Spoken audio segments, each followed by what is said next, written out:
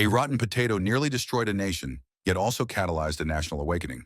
In 1845, what seemed like an ordinary crop disease reduced Ireland's population by a quarter and reshaped the migration patterns of the entire Western world.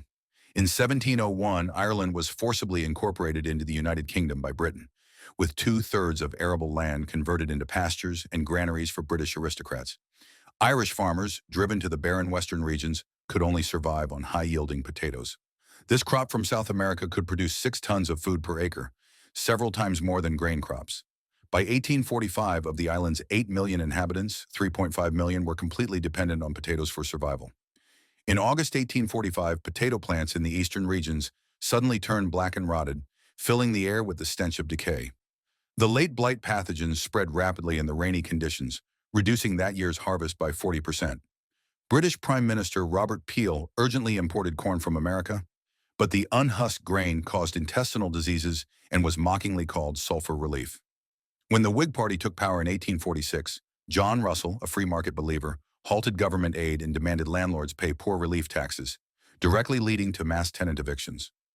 More absurdly, during the famine, Ireland continued to export large quantities of food.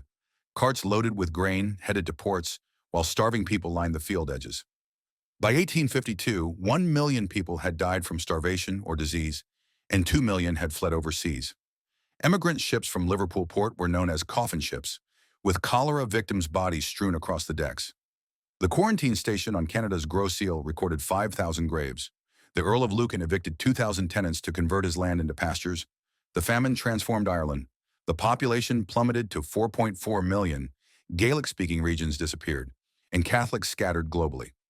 Bishop John Hughes of New York called it a wound in the national memory.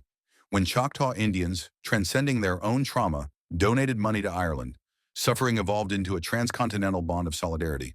Today on Dublin streets, the bronze sculpture, "The Famine," forever captures the winter of 1847.